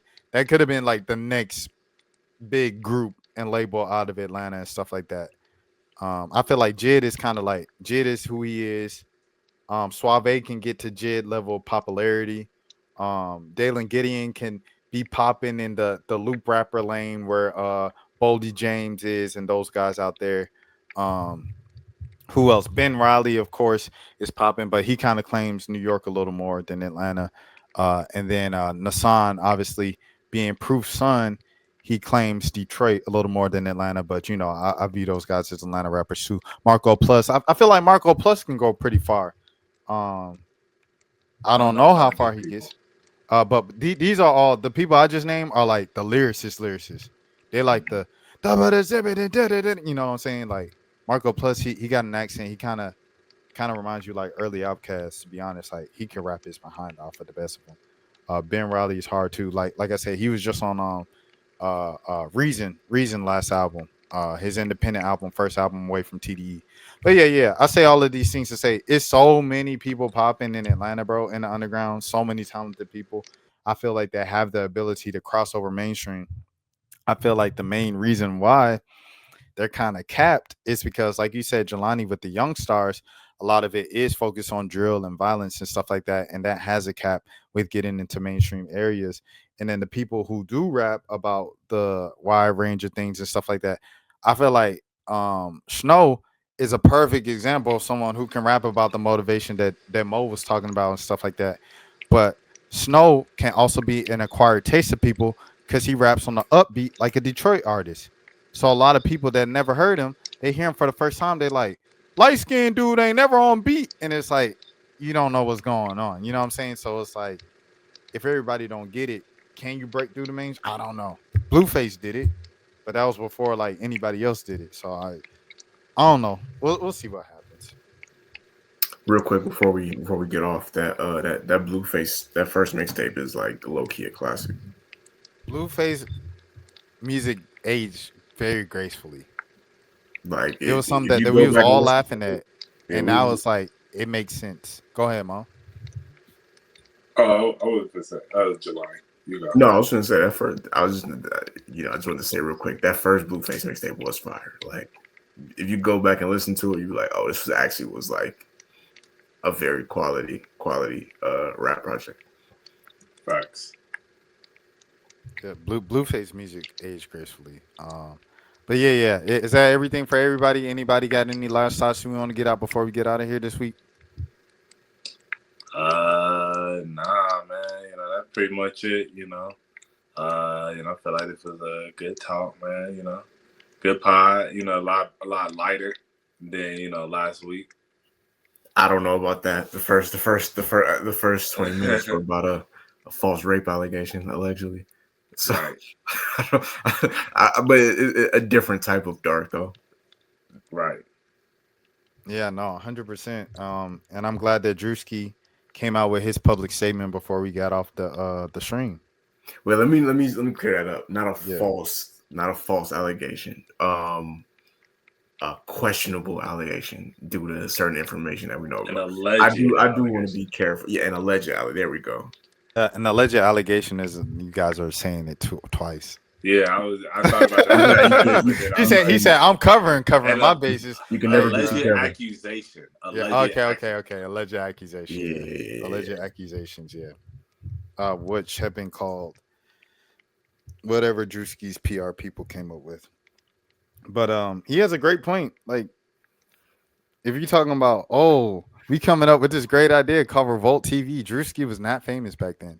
That's Right. a great point. Bro, why is Jaguar right? That's just my one question. Like, why is Jaguar right your go-to organizer for the I Diddy think Plus? no, see, I don't even want to get into that legal issues. So we're gonna stay away from that. Anybody I want to shout out? I want to shout out Mike, for showbiz. I want to shout out YT. You know, Playboy Max is in London doing songs with all the underground UK dudes and stuff like that. Shout out YT. Shout out Jim Legacy. That's who I'm listening to. I'm listening to a lot of that new Key album and Figgy Mary Guerrero as well from the UK.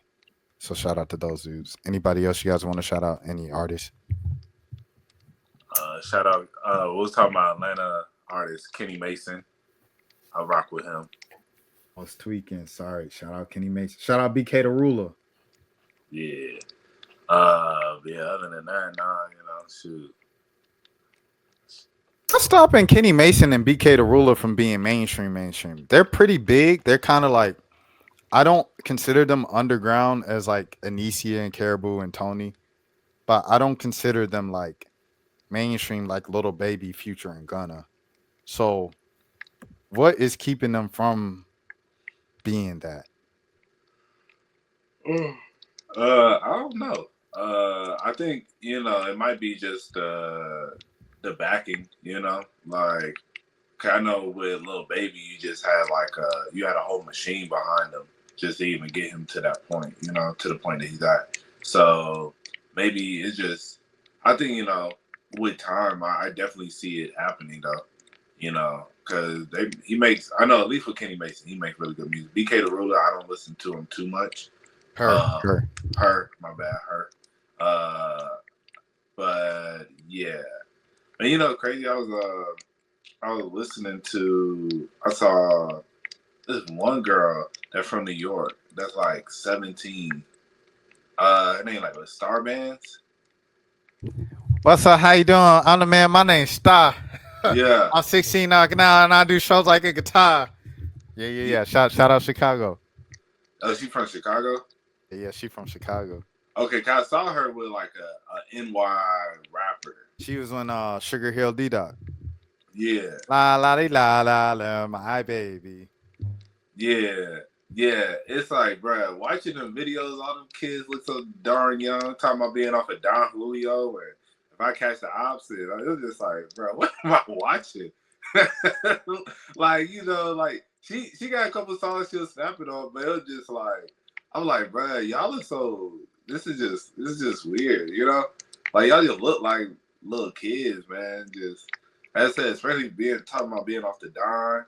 But that's like, the Kid Leroy, talking about how some of his depressing music that he would make back in the day. Like I don't really listen to him now. I think he kind of went more in the pop route. But when he was more on that Juice WRLD route, RP Juice, I feel like, it was like the realization, like, yo, this kid is like 17, 16, But, yeah, that'd be crazy when you because it'd be hard for me to I can't listen to like a lot of the young drill rappers. I might even like the song, but it's like, bro, I'm about to be 30. Like, I'm not gonna be sitting here listening to a 17-year-old rapping about killing another 17-year-old. Like, I ain't gonna lie, I be listening to it sometimes, and like, I seen someone, they was like, "Why are you 30 listening to Nine Vicious?" And I was like, "Hey, everybody was talking about the kid. I wanted to know what the buzz was about." So that's why I was listening. I was like, the kid is pretty talented. Now, him texting the 16-year-old girls at the age of 20, 21, 24 is out of pocket. And the fact that he even doubled down on it in a response to the allegations and said, "So y'all caught me once. I was feeling the way that night," is insane. That is insane, crazy. I'm vicious. That is unacceptable. And then Young Thug like tries to cover it up and tweets his lyrics and says, "Oh, this kid is up next. He's so hard." It's like, no, Thug. The kid's got serious allegations. He was texting multiple 16-year-olds. That's crazy, bro. That is crazy. Yeah, none of these, like, just real quick, none of these dudes are replacing Gunna. Like Thug, whoever you signed Thug, like you might as well just patch it up with Gunna and call it a day, bro. You're not replacing that dude. He's gonna be the top artist on YSL until he's not on YSL. Facts. But yeah, any artists you want to shout out, Jelani, when we get out before we get out? Yeah, I want to shout out R. Kelly. No, I'm joking. Uh, No, I don't. I mean, I'm gonna be real, bro. I gotta go back to. I used to be like so tapped in with like everything new that was coming out. I don't know what happened. It might have been like 2 years ago where I just it just became too much. When we was in high school, it was so easy to keep up because all you had to do was just go to like Dat Piff or live mixtapes or like whatever blog site or whatever, or just check the timeline. You would know everything. Now it's so many different playlists, so many different subgenres of rap. So I gotta go. I'm gonna start working on being more tapped in with the younger generation than what I like the way I used to be. You could. It's cool not to be tapped in because it gives us a perspective of the people who aren't tapped in. That's a whole demographic of people. Yeah, no, I'm definitely I'm about to get back on my internet music nerd stuff. I feel it. yeah, Well, you know, fellas. shit. Oh, go Well, ahead, Mom. My bad. I I didn't was mean gonna to cut say, you off. no, you good. I was gonna say maybe we could start doing like an artist spotlight. Once a week. Maybe we hear any new music or whatever. Like somebody, a new song that you heard. Like, all right, so, I just heard Ken the Man for the first time. My cousin sent me her. She was kind of hard. I was like, I rock with this. And then I just heard Georgiana for the first time this week too. I turn you up. That's if you let me. Yeah, I love bad bitches too. So, Hey, Caribou's still better. Cause don't get it twisted. She is just a Caribou copycat. But Caribou is still better. You have to say that for sure. I don't know if she a Caribou copycat. She is a Caribou copy paste. That is Mm. Georgiana. I don't know. I ain't get really necessarily Caribou from her. Like maybe I gotta go listen to more music. I ain't really get Caribou. I feel like I could see it. I could see some other comparisons, but at the same time, I don't know. They just seem like two different artists. I'll turn you up. That's if you let me. All right. We got to get out of here. Yeah. It's 12:01. Jelani said midnight. So, Oh yeah. Oh, right. last thing. Oh bro. yeah, go ahead. Hey, if y'all wanna, I was talking about Tyler Perry, and I was thinking about a movie idea, bro. Work Wives. That we should make a movie about Work Wives. That actually, I actually like the concept. Hey, so we're gonna get into production in the upcoming weeks. We'll let y'all know what's going on. Hey, you heard it here first. Hey, 1 a.m. Music Fest, 1 a.m. Movie about Workwise on the way. Both of them is on the way, you know what I'm saying? But until next time, as always, I'm Rashad Milligan. This is Mo Bands. This is Jelani. And until next time, y'all please take care of y'all selves. Yes, sir. 1 2 step in a box. Yeah, G. 1 2 step in a box.